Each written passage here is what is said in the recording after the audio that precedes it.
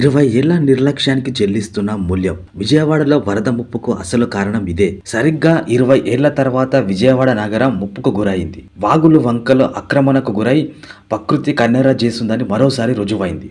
20 ఏళ్ల క్రితం చేపట్టిన ఆపరేషన్ కొల్లేరు అర్ధాంతరంగా నిలిచిపోవడంతో నేడు దానికి మూల్యం చెల్లించుకుంటున్నారు.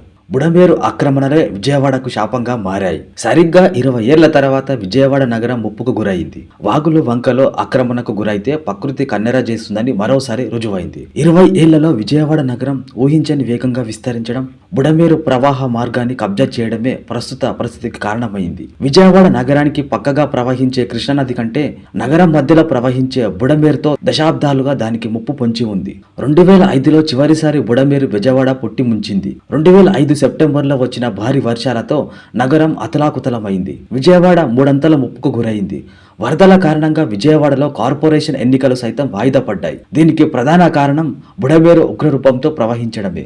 రికార్డు స్థాయిలో ఎగువన ఖమ్మం జిల్లా నుంచి వరద ప్రవాహం పొట్టెత్తడంతో అదంతా విజయవాడను ముంచింది. ఖమ్మం జిల్లాలో పుట్టే బుడమేరు ఏటా సాధారణ సీజన్లో గరిష్టంగా 11,000 క్యూసెక్కుల ప్రవాహంతో ప్రవహిస్తుంది. 2005లో అది 70,000 క్యూసెక్కులకు చేరింది. బుడమేరు ప్రవాహాన్ని నియంత్రించడానికి వెలగలేరు వద్ద ఒక రెగ్యులేటర్ను కూడా 70వ శతాబ్దంలో నిర్మించారు. వెలగలేరు మీదుగా ఇబ్రాహీంపట్నం, గొల్లాపూడి, విజయవాడ రూరల్ మీదుగా నగరంలోకి ఇది ప్రవేశిస్తుంది. బుడమేరు ముప్పుకు శాశ్వత పరిష్కారం చూపకపోతే కృష్ణా జిల్లాకు ఎప్పటికీ ముప్పు పొంచి ఉంటుందని, దానిని మళ్లించడం ఒక్కటే మార్గమని భావించారు. పోలవరం కుడి కాలువలో కలిపి పోలవరం ప్రాజెక్టులో భాగంగా గోదావరి జలాలను కుడి కాలువ ద్వారా కృష్ణా నదిలో కలిపే డిజైన్ అప్పటికే ఖరారైంది. పోలవరం కుడి కాలువ నిర్మాణంలో భాగంగా 2007-8 నాటికి బుడమేరు దిగువన ప్రవాహాన్ని కుడి కాలువలోకి మళ్లించారు. కొత్తగా మరో కాలువను తవ్వకుండా విజయవాడ థర్మల్ పవర్ స్టేషన్ నుంచి వచ్చే జలాలను కృష్ణా నదిలో కలిపే కాలువల్లోకి మళ్లించారు. ఇక్కడే సాంకేతికంగా ఒక సమస్య తలెత్తింది. పోలవరం కుడి కాలువను గరిష్టంగా 37,500 క్యూసెక్ల ప్రవాహం ఉండేలా డిజైన్ చేశారు. VTPS మీదుగా ప్రవహించే కాలువలకు అంత సామర్థ్యం లేదు. వాటిని వరద ప్రవాహానికి అనుగుణంగా పెంచాలని ప్రతిపాదనలు ఉన్నా థర్మల్ పవర్ ప్రాజెక్ట్ లోపల కాలువలను విస్తరించే పరిస్థితి లేకపోవడంతో బుడమేరు వరద ప్రవాహానికి అనుగుణంగా కాలువల సామర్థ్యం పెరగలేదనే వాదన ఉంది. దీనికి తోడు కృష్ణానది ముఖద్వారంలో ఉన్న నిర్మాణాలు కూడా వరద ప్రవాహాన్ని నిరోధిస్తాయని విమర్శలు ఉన్నాయి. VTPS నుంచి కృష్ణానదిలోకి బుడమేరు వరద నీరు చేరాలంటే కృష్ణా నదిలో నీటి మట్టం తగ్గిన స్థాయిలో ఉండాలి. కృష్ణా నదిలో ఎగువ నుంచి వరద కొనసాగే సమయంలో బుడమేరు నుంచి వచ్చే వరద ప్రవాహం నదిలోకి చేరదు. అదే సమయంలో పోలవరం కుడి కాలువ నుంచి నీటి విడుదల కొనసాగితే వరద ప్రవాహం దిగువన విజయవాడ వైపు వెళ్లాల్సి ఉంటుంది. 20 ఏళ్ల క్రితం వచ్చిన వరదల్లో విజయవాడ నగరంలో న్యూ రాజరాజేశ్వరిపేట, సిగ్నగర్, పాయకాపురం, కండ్రిగా ప్రాంతాలు ముప్పుకు గురయ్యాయి. రోజుల తరబడి ప్రజలు వర్షపు నీటిలో చిక్కుకుపోయారు. బుడమేరుకు వెలగలేరు రెగ్యులేటర్ దిగువన మళ్లింపు చేపట్టగానే విజయవాడకు వరద ముప్పు తప్పిపోయింది.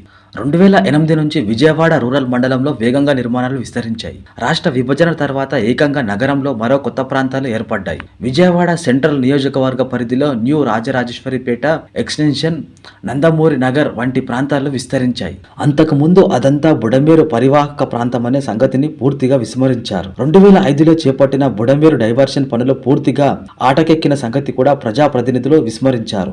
బుడమేరు ప్రవాహం విజయవాడ నగరంలోకి రాకుండా ఏర్పాటు చేసిన కరకట్టను 2008 నుంచి పూర్తిగా ధ్వంసం చేసి ఇళ్ల నిర్మాణం చేపట్టారు. ఈ కరకట్ట ఇప్పుడు ఆనవాలు లేకుండా పోయింది. సుందరీకరణ పేరుతో నగరానికి రక్షణగా ఏర్పాటు చేస్తున్న వ్యవస్థల్ని రాజకీయ నాయకులు యథేచ్ఛంగా ధ్వంసం చేశారు.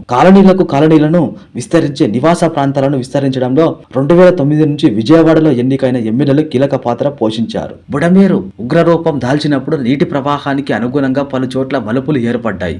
2-3 శతాబ్దాల క్రితం, 4-5 ఏళ్ల క్రితం బుడమేరుకు వరదలు వచ్చినా పంట పొలాలు మాత్రమే నీట మునిగేవి. బుడమేరు ప్రవాహంలో ఉన్న మలుపులు నీటి సహజ ప్రవాహ వేగాన్ని తగ్గించి ఊలను ముంచెత్తుతున్నాయని విజయవాడ, నిడమనూరు ప్రాంతాల్లో ఉన్న టర్నింగ్లను సవరించాలని 20 ఏళ్ల క్రితమే ఇరిగేషన్ శాఖ ప్రతిపాదించింది. బుడమేరును ఆక్రమణల నుంచి విడిపించి దాని గరిష్ట సామర్థ్యానికి అనుగుణంగా విస్తరించాలని ప్రతిపాదించారు. విజయవాడ మార్కు రాజకీయం ఆ పనుల్ని అడ్డుకుంది. ఇళ్లను తొలగిస్తే ఊరుకోమని హెచ్చరించడంతో ప్రభుత్వం కూడా వదిలేసింది. ఇదే అదునుగా బుడమేరును యథేచ్ఛంగా ఆక్రమించేశారు. ఇక వీటీపీఎస్ నుంచి ప్రవహించే వరద ప్రవాహ మార్గంలో ఉన్న నిర్మాణాలు కూడా విజయవాడ ముంపుకు కారణమవుతున్నాయి. వాటిని సరిచేసే సంకల్పం ఏ పార్టీకి లేకపోవడంతో ప్రస్తుత పరిస్థితి కారణమైంది. ప్రపంచంలోనే అతిపెద్ద మంచినీటి సరస్సుకు నీటిని అందించే వీటి వనరులలో బుడమేరు ఒకటి. పశ్చిమ గోదావరిలో తమ్మిలేరు, ఎర్రవ కాలువలతో పాటు కృష్ణాలో బుడమేరు కొల్లేరుకు ప్రధాన నీటి వనరుగా ఉంటుంది. కొల్లేరులో వరద ప్రవాహాన్ని స్వీకరించకుండా ఆక్రమణలతో నిండిపోవడంతో వరదలు దిగువకు చేరడంతో జాప్యం జరుగుతోంది. ఖమ్మం, ఉమ్మడి కృష్ణా జిల్లాల్లో ప్రవహించే వర్షపు నీరంతా బుడమేరు ద్వారా 170 కిలోమీటర్ల పైగా దూరం ప్రయాణించి కొల్లేరును చేరుతుంది.